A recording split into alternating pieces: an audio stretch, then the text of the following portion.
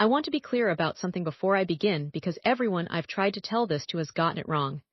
They hear, I kissed a stranger, and immediately close their minds to everything else. My sister said I destroyed my marriage over nothing. My husband says he'll never forgive me, that I'm dead to him.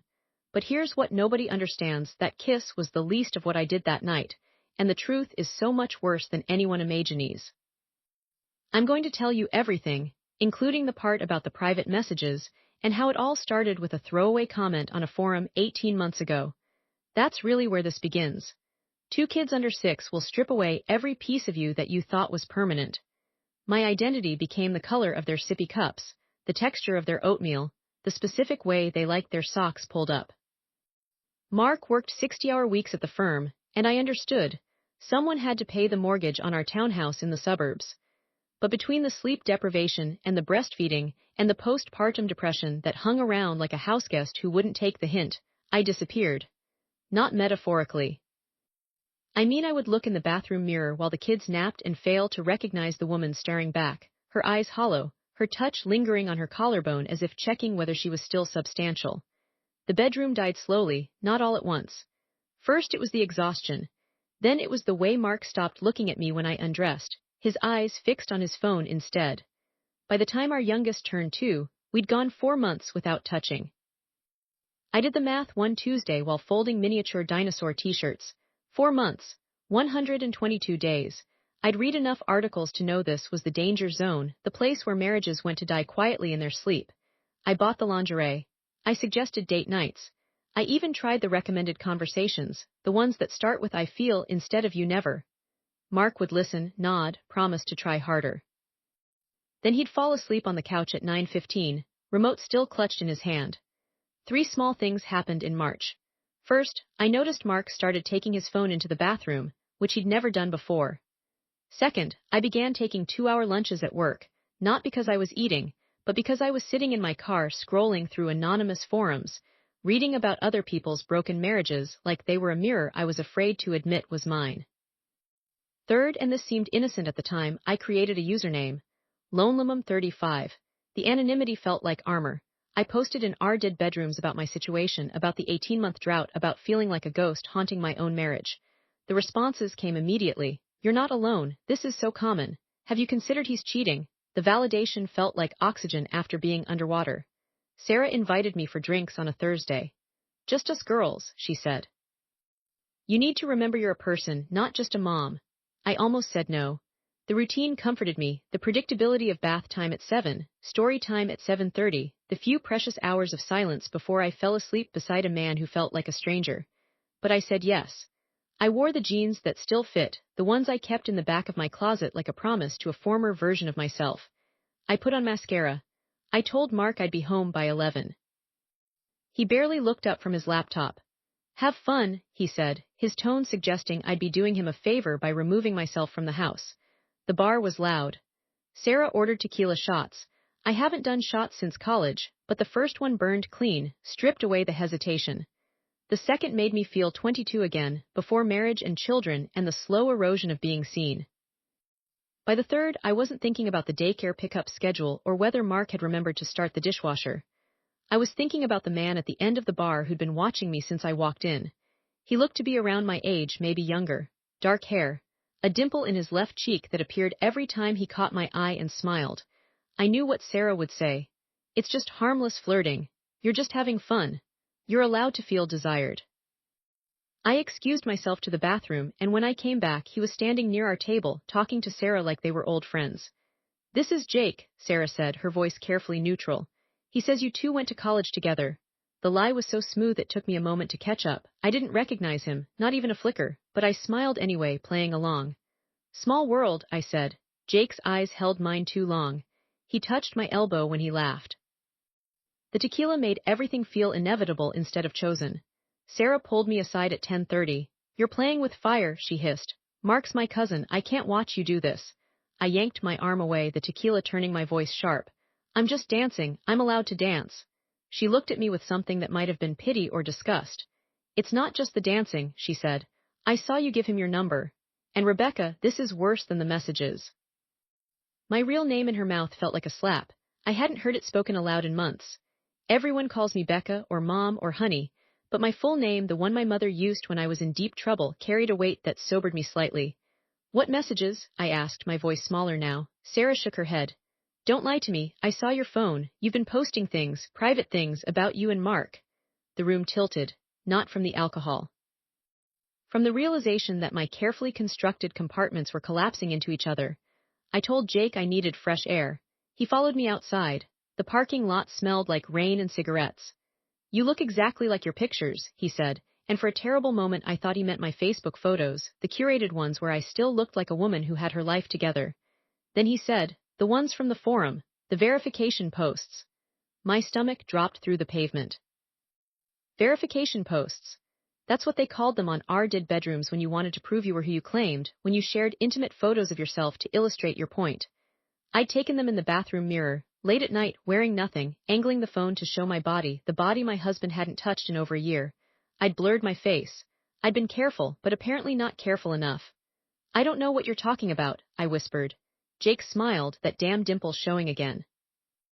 It's okay, I won't tell, I just wanted to say, I understand, and I'm here if you need someone who really sees you. He handed me his phone. On the screen, my own post. The one where I'd written about feeling invisible, about wondering if I was still desirable, about the fantasy of a man wanting me without me having to ask. The timestamp was 3 weeks ago. 347 people had upvoted it. 23 had commented.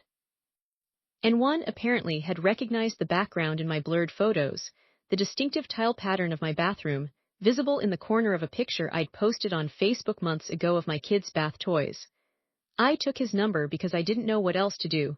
I told myself it was damage control. I'd delete it later. I'd block him. I'd pretend this night never happened. But when I got home at midnight, Mark wasn't on the couch. He was sitting at the kitchen table, my laptop open in front of him. He'd found the forum. Not because he was snooping, he said, his voice so quiet I barely heard it over the ringing in my ears. He'd found it because he'd been posting too. Different username. Same forum. His posts were about a wife who'd changed after children, who didn't understand his stress, who made him feel like a paycheck and a sperm donor and nothing more.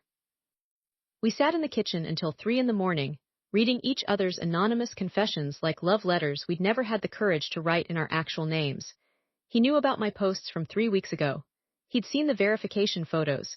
He'd known about every detail I'd shared, every complaint, every moment of raw vulnerability I'd offered up to strangers for points and comments, and the false intimacy of upvotes.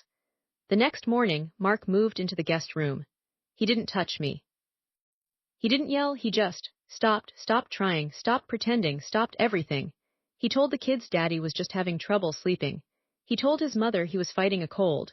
He told his sister, my best friend Sarah, that we'd had a fight about money, which was a lie so mundane it could have been true. I deleted the forum posts. I blocked Jake's number. I threw myself into a performance of perfect wife and mother so convincing I almost believed it myself. I volunteered for the PTA bake sale. I organized playdates.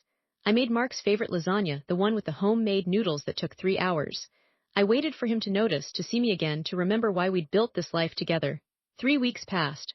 Sarah stopped texting. My mother called, her voice careful. Mark told me you're going through a rough patch. Do you want to talk about it? I said no. I said we were fine. I said marriage was hard, but we were working on it. The lie tasted like metal. Then the package arrived. Plain brown envelope, no return address. Inside, a flash drive and a printed note. Thought you should see what your husband's been doing with his free time. I didn't recognize the handwriting. I almost threw it away. But something, curiosity, masochism, the same impulse that made me post those photos, made me plug it into my laptop. The first file was a video. Timestamped from a private investigator's camera, positioned across from a coffee shop downtown. Mark sitting at a table with a woman I didn't recognize. Younger, blonde, wearing a pencil skirt that showed too much leg. They were leaning close, heads bent together. The pie had helpfully zoomed in. Their hands were touching on the table, fingers intertwined. The second file was a document, a timeline, Mark's activities for the past 2 months. The late nights at the office had been visits to a therapist who specialized in sexual dysfunction. The work conferences were actually support groups for partners of people with pornography addiction. The gym sessions were appointments with a divorce attorney. The third file was audio, Mark's voice, recorded from what must have been his car. I know about the posts, Rebecca. I know about the photos. I know you met someone from the forum, and I know you're planning to leave me. So I'm going to say this now, while I still have the courage. I'm done, not just with you, with all of it, with sex, with intimacy, with trying to be something I'm not. I'm done. I called Sarah. She answered on the third ring, her voice cold. I told you not to hurt him, she said. I told you when you started posting those things that it would end badly, but you didn't listen, you never listen. What are you talking about? My voice cracked. The forum, Rebecca, I moderate that forum. I've known your username for months. I watched you share intimate details about my cousin. I watched you post pictures. I watched you plan your exit. And when you kissed that man, I had to tell Mark. He deserved to know the truth. The truth. That word again. Everyone kept saying it like it was something solid, something you could hold. But my truth had so many sides, so many versions. The truth was I was lonely. The truth was Mark was too. The truth was we'd both been performing marriage while living separate lives. The truth was I'd documented his inadequacies for internet points. The truth was he'd been documenting my betrayal for legal purposes. I drove to Mark's office. I didn't call ahead. I waited in the parking garage until I saw him, walking with the blonde woman from the video. They weren't touching now. They stood a respectable distance apart. She handed him a folder. He nodded. She got into her car. Mark turned and saw me. She's my therapist, he said before I could speak. I fired her today. I told her I don't want to fix this. I don't want to fix us. I want to be done. You hired a private investigator, I said. It wasn't a question. I needed proof, he said, for the custody hearing. There wasn't going to be a custody hearing, I whispered. I was going to fight for us. He laughed, a sound so devoid of humor it hurt. Rebecca, you posted our private life on the internet. You shared photos. You met a man from a fetish forum. You think that's fighting for us. You think that's marriage. I was lonely, I said, the same defense, the same empty words. So was I, he said, but I didn't broadcast it. I didn't seek validation from strangers. I didn't turn our bedroom into content for upvotes. He walked away. I stood there in the parking garage, watching the man I'd married disappear into an elevator. My phone buzzed, a notification from Reddit. Someone had commented on my most recent post, the one I'd made this morning after I thought Mark had left for work, the one where I wrote about feeling numb, about wondering if love was just something we told ourselves to survive the loneliness. The comment simply said, "Your husband knows, he's posting about you too." I found Mark's profile. It wasn't hard. I'd recognize his writing anywhere, even behind an anonymous username. His posts were about a wife who'd become a stranger, who documented her disgust with his body, who sought attention elsewhere, who made him feel like less of a man with every word she typed. His most recent post was from last night. She thinks I don't know about the forum. She thinks I don't know about the man she met, but I know everything. And I've decided, I'm done with sex forever, not because I don't desire it, but because I don't desire her, not anymore. Not after seeing how she sees me. I scrolled through his comment history, 6 months of posts, 6 months of pain I hadn't noticed because I was too busy documenting my own. He'd written about the night I'd posted the verification photos. He'd written about finding my username. He'd written about hearing the pie, about the moment he saw the video of me with Jake, about the way something inside him broke and decided there was no coming back from this. I posted one final time. My own username. No anonymity. I wrote the truth, not the performative truth I'd been telling myself, the real one. I'd wanted to be seen so badly that I'd stopped seeing him. I'd wanted connection so desperately that I'd severed the one I had.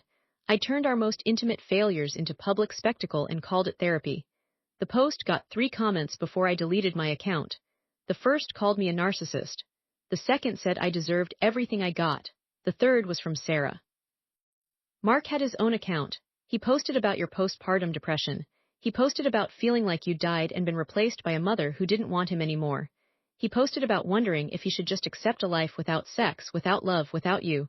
You both did this. You both broke this, but only one of you is taking responsibility. I moved out 2 days later.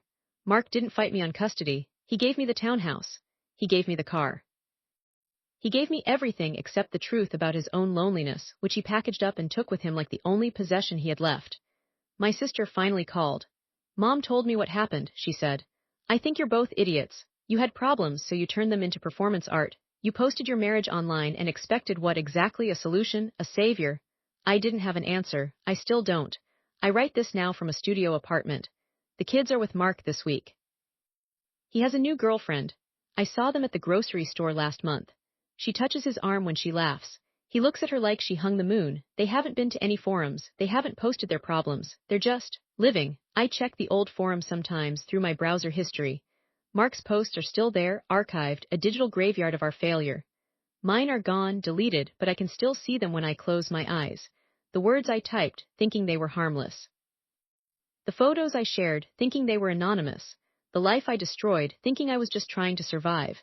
The private investigator sent a final invoice. Mark had paid him in full. At the bottom, a handwritten note, sometimes the truth is just pain looking for a place to land. I hope you both find what you're looking for. I haven't. I don't know what I'm looking for anymore. I thought it was connection. I thought it was being seen. I thought it was the validation of strangers who understood. But maybe it was just the courage to admit that I'd stopped seeing Mark, stopped loving him, stopped trying, long before I ever typed my first anonymous confession. My mother called this morning. Mark's getting married, she said, to that therapist, the blonde.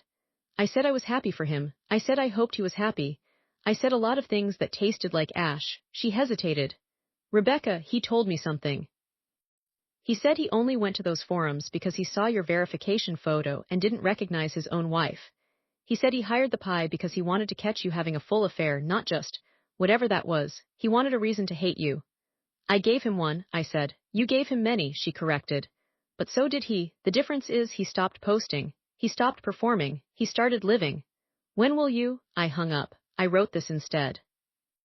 Because the truth is, I still scroll through forums sometimes, reading about other people's marriages, other people's failures, other people's loneliness. I still feel the pull to comment, to share, to say I understand. But I don't. I close the tab. I look at my reflection in the dark screen. I see myself. Finally, not as a wife, not as a mother, not as a username or a post or a verification photo. Just as a woman who mistook documentation for connection, performance for intimacy, and a stranger's attention for the love she'd stopped giving herself. The last thing Mark ever said to me, spoken through the closed door of the guest room, his voice muffled but clear, you wanted to be seen. I saw you, Rebecca. I saw everything. That's why I can't unsee it. That's why I'm done. I thought being seen would save me. I thought the truth would set me free. I thought a stranger's kiss would wake me up from the deadness.